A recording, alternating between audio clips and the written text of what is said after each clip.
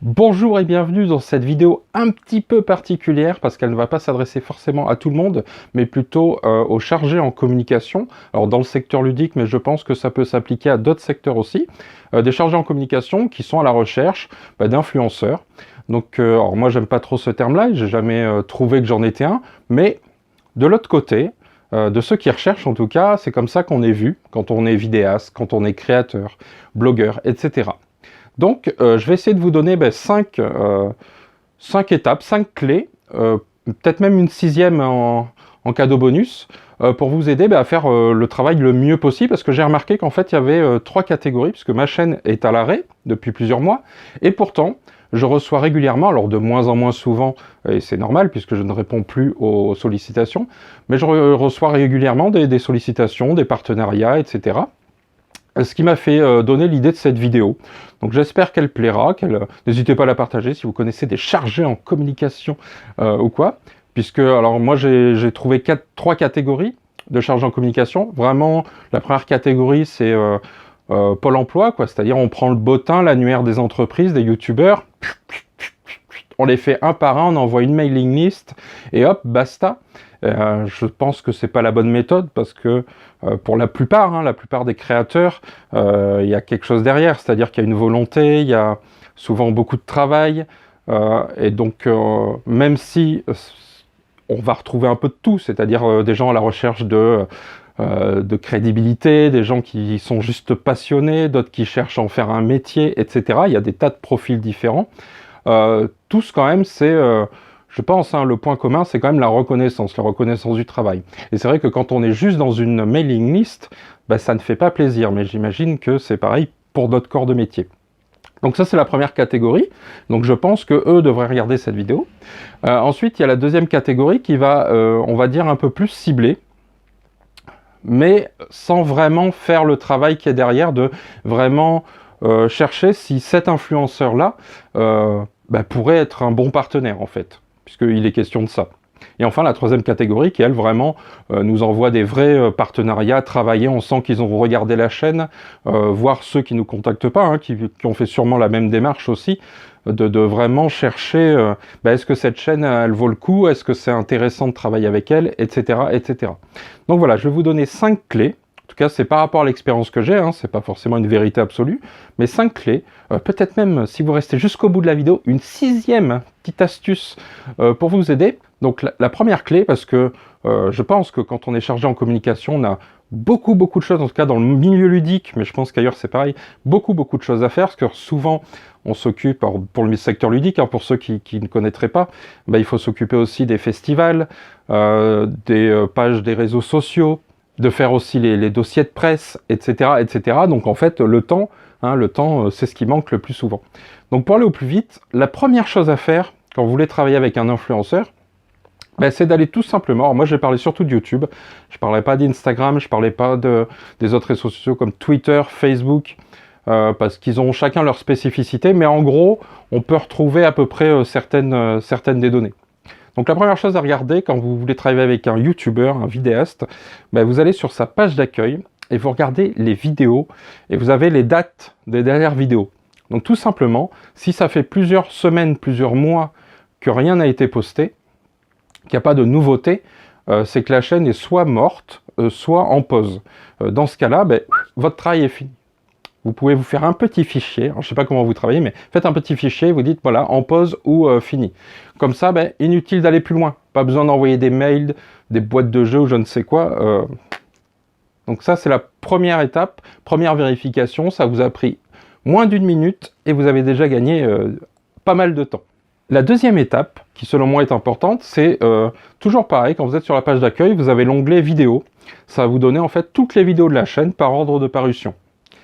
Je vous invite à regarder un peu la production de la chaîne, voir ce qu'ils proposent, quel genre de vidéo. Est-ce que ça va être plutôt des reviews, plutôt des vlogs, plutôt des interviews, etc., etc., etc. Ça va vous donner, alors juste avec les vignettes et les titres, sans aller plus loin, mais ça va déjà vous donner une couleur de la chaîne. Pareil, ça va vous donner aussi, si c'est des titres putaclic ou putassier, ça va vous donner une tonalité, voir qu'est-ce qui est recherché par le créateur. Si c'est pointu, si ça ne l'est pas, etc., etc. Typiquement, si je prends pour exemple ma chaîne, on voit que c'est un food track. Il y a un peu de tout. Il y a des interviews, il y a des analyses, il y a des reviews de jeux de société, il y a parfois un peu de vlog, etc., etc. Donc on sent que c'est plutôt généraliste. Donc à voir est-ce que ça correspond. Mais si on va un peu plus dans le détail, parce que si par exemple vous, ce que vous recherchez, c'est plutôt faire de la review, qu'on parle de votre jeu, il faut regarder les vidéos qui parlent de jeu. Donc les reviews, on voit que sur ma chaîne par exemple, il y en a peu, et quand il y en a, c'est quand même plutôt pointu, ou c'est des choses qui sont moins mainstream. C'est des jeux soit qui sont pas encore accessibles, ou en tout cas qui étaient un peu difficilement dans les circuits, en boutique, etc.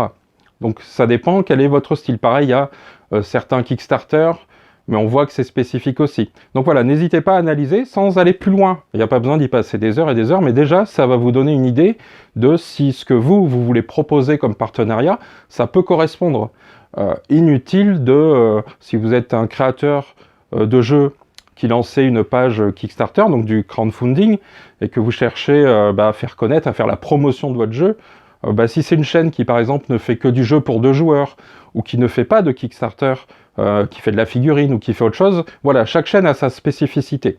Donc ça, rien qu'en regardant juste les noms des vidéos et les vignettes, ça va vous donner une bonne info de savoir si c'est ça qui vous intéresse. La troisième clé, pour moi, alors j'ai toujours dit que l'abonnement, le nombre d'abonnés, n'est pas une donnée intéressante, comme le nombre de vues. C'est-à-dire que ce ne sont pas des données, d'ailleurs YouTube est encore en train de le changer, mais ça fait déjà longtemps quand on est créateur, qu'on sait que ces données n'ont pas de valeur toute seule, brute, comme ça. Et c'est ce que les gens ont de l'extérieur. Parce que là, on se place toujours que vous êtes en train d'analyser une chaîne, un partenaire éventuel. Donc ces données brutes, ça ne veut rien dire. Je vais vous donner des exemples. Si par exemple quelqu'un a 1 million d'abonnés, peut-être que chacune de ses vidéos va faire 100 000 vues, 200 000 vues. On voit qu'il y a un gros gap entre les deux. Donc le pourquoi il a eu autant d'abonnés, il y a plein de possibilités. Soit une vidéo qui a ultra buzzé à un moment donné, mais une seule. Mais ça a fait venir beaucoup d'abonnés.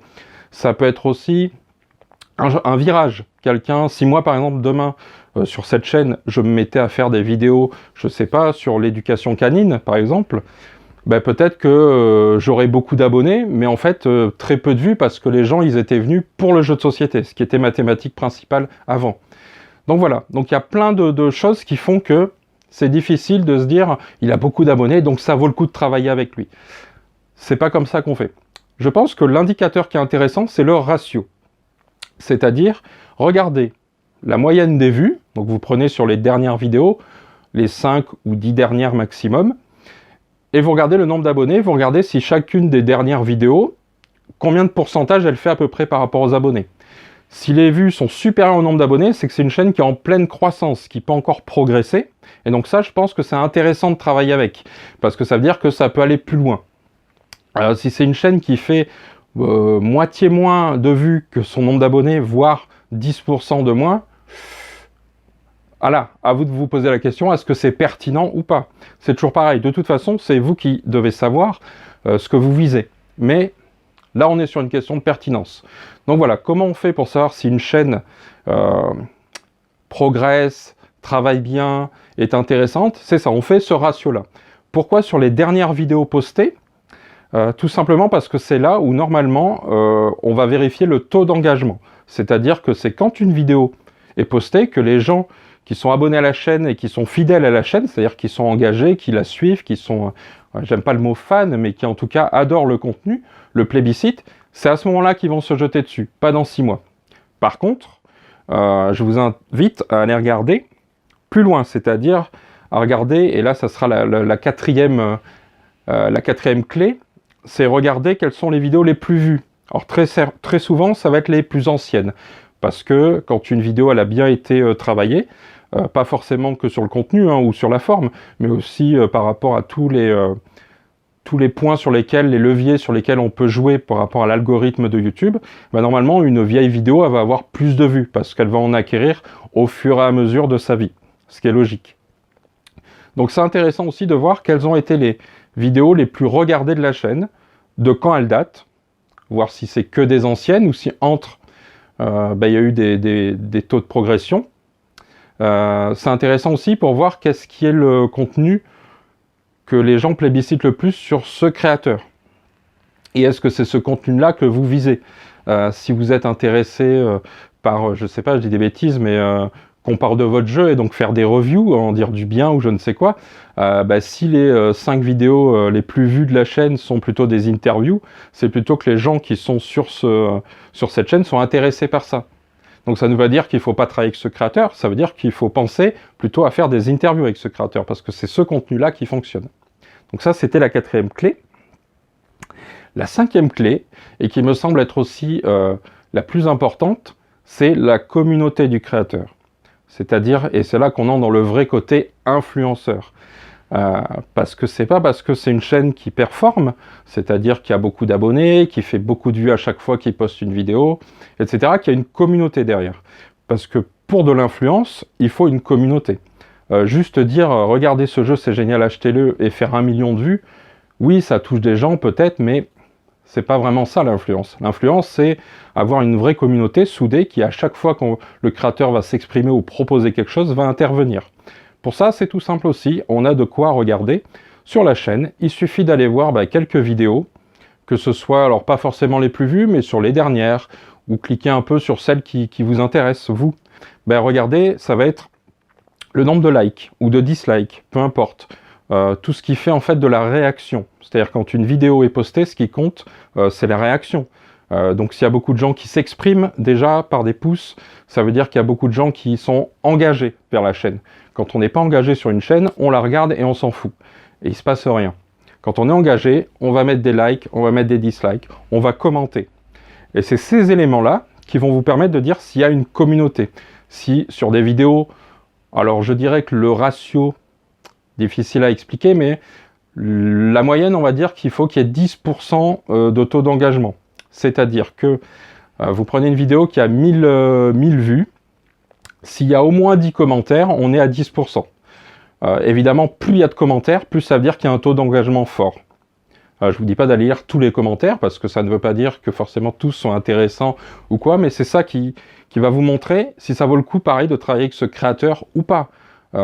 Parce que parfois, si vous voulez travailler, ça ne veut pas dire filer forcément un objet gratuit ou quelque chose de cadeau, ça peut être travailler avec de l'argent aussi, payer pour faire une vidéo ou payer pour autre chose. Donc, c'est important de voir si l'argent que vous allez mettre dans ce créateur, il sert à quelque chose. Parce que c'est vrai que c'est difficile de mesurer. Là, au moins, vous avez des outils, et c'est ça qui est bien avec YouTube, mais j'imagine qu'avec les autres, Instagram, il y a d'autres moyens de vérifier le taux d'engagement, etc. C'est comme ça que vous allez savoir si ça vaut le coup ou pas. Ça, c'était donc les 5 clés qui me semblent les plus importantes pour analyser rapidement une chaîne. Là, vous avez passé moins d'1 heure sur une chaîne, et vous savez déjà si ce créateur-là est fait pour vous ou pas, par rapport à votre projet. Évidemment, je n'ai pas besoin de préciser qu'une fois que vous avez coché les 5 étapes, les 5 clés, et que vous êtes plutôt positif, allez regarder quelques-unes des vidéos. Notamment, alors je n'ai pas précisé par exemple, par rapport aux commentaires, je viens d'y penser, faites attention car depuis quelques mois, il y a sur YouTube la possibilité en fait de faire ce qu'on appelle des avant-premières. C'est-à-dire qu'on poste une vidéo, et la toute première diffusion, c'est comme un live. Donc elle a été enregistrée, mais elle est diffusée comme pour un live, où en fait le créateur va pouvoir discuter avec son audience. Donc faites attention, vous allez voir sur l'onglet, c'est en haut, sinon je dois être inversé. Sur le côté, en fait, il y aura marqué, vous pouvez défiler le chat. Donc ça veut dire que ces vidéos-là, qui ont été en avant-première, vous le voyez parce qu'il y a marqué vraiment le chat. Sinon, s'il n'y a rien indiqué, c'est que c'était pas une avant-première ou un live. Souvent, quand il y a eu un live, les gens se sont beaucoup exprimés pendant la vidéo. D'ailleurs, on a accès au chat en différé, mais du coup, il y aura moins de commentaires. Donc, c'est un autre truc à analyser, de ne pas se faire piéger, de dire « Ouh là là, il y a 3 commentaires sur cette vidéo, c'est bizarre, elle a fait 5000 vues. » Non, non, des fois, le chat s'est beaucoup exprimé. Donc voilà, c'était le petite chose. Donc, ce que je voulais terminer, c'était vous dire de ne pas oublier de regarder quelques-unes des vidéos du créateur quand même. Car j'ai souvent remarqué ça dans les gens qui me contactent, c'est qu'ils n'ont pas ou peu regardé mes vidéos. Et donc ça, souvent ils tapent à côté. C'est-à-dire que quand, moi par exemple très souvent, donc je pense que les lives sont importants, parce que dans les lives ou les FAQ, On va avoir des données importantes sur les motivations du créateur, sur ce qu'il recherche. Je pense que même c'est un moment pour les chargés de communication de participer, pour pouvoir poser des questions, pour pouvoir en savoir un peu plus. Donc un live, en général, c'est une demi-heure, 1 heure, donc c'est pas beaucoup de temps perdu. Ça permet vraiment de cibler au mieux, quoi. Puisque le but, c'est ça, en fait. C'est de savoir avec quel créateur travailler et pas d'envoyer à la masse des mails, des spams ou des boîtes de jeux à gogo pour certains éditeurs, quoi. Ce qui est quand même un coût financier et ce qui est bien dommage. Je terminerai sur une petite astuce. C'est que vous avez un petit logiciel qui s'appelle TubeBuddy, que je mettrai dans la description, qui est un logiciel, en fait, si vous avez une chaîne YouTube, donc même vous en créez une, hein, peu importe, en théorie maintenant, un peu tous les éditeurs, tout le monde a une chaîne YouTube, mais au pire vous en créez une. Avec TubeBuddy, ça va vous permettre en fait d'avoir des analyses. Donc, je vais mettre des images en arrière-plan, des analyses qui vont vous permettre de faire plein de choses avec votre chaîne, mais surtout, quand vous allez sur la chaîne de quelqu'un, d'avoir des infos. Donc son nombre d'abonnés, donc c'est du temps réel, et vous avez sur les 28 derniers jours, donc son nombre d'abonnés, ce qui peut être une info très intéressante, et son nombre de vues aussi sur les le dernier mois. Donc tout ça, c'est des petites infos, c'est pareil, c'est rapide.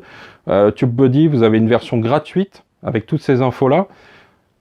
En 2 clics, vous savez des choses. Ça vous donne un peu comment dire, l'état de santé de la chaîne. Et déjà si elle est active ou pas. Moi par exemple, quand je disais tout à l'heure, par exemple les abonnés, ça n'a pas trop d'intérêt comme valeur brute et unique, parce que moi ma chaîne est arrêtée depuis des mois, et pourtant j'ai toujours des abonnés, de moins en moins. Au début je devais être à plus de 50 ou 70 par mois, et là je dois être une quinzaine. Mais voilà, ça vous donne l'état d'esprit de la chaîne. Par exemple la mienne, qui est arrêtée, fait entre 8 et 10 000 vues par mois. Donc ça veut dire que certaines vidéos continuent à exister. Et c'est un peu ça aussi qu'il faut viser. C'est ne pas juste être dans le coût marketing, c'est-à-dire faire une vidéo à un moment donné qui peut buzzer, qui va faire des vues, et après on n'en parle plus, mais peut-être une vidéo qui s'inscrive dans le temps. Donc cherchez aussi des chaînes qui ont des bonnes performances dans le temps, et ça, TubeBuddy va pouvoir vous le permettre. Voilà, c'était juste une petite vidéo comme ça, parce que j'ai eu l'idée, j'ai eu l'envie, parce qu'on ne se prive jamais rien, c'est-à-dire quand on veut faire des choses, on les fait, bien ou mal, on s'en fout. Donc je réponds tout de suite aux questions qu'on va me poser. Non, il n'y aura pas d'autres vidéos, ou alors comme ça, si j'ai des idées, si quelqu'un a des idées, pour analyser, pour partager un peu le peu d'expérience que j'ai, en tout cas, sur gérer une chaîne YouTube et comment ça se passe avec les différents partenariats. Voilà. Je vous fais des bisous, n'hésitez pas à la partager, cette vidéo, si jamais vous pensez que ça peut intéresser d'autres personnes qui sont à la recherche d'influenceurs ou qui ne savent pas, vous êtes auto-entrepreneur, vous ne savez pas comment contacter, comment savoir si une chaîne est faite pour vous ou pas. Voilà, j'espère vous avoir donné quelques clés pour la suite des événements. Je vous fais des bisous.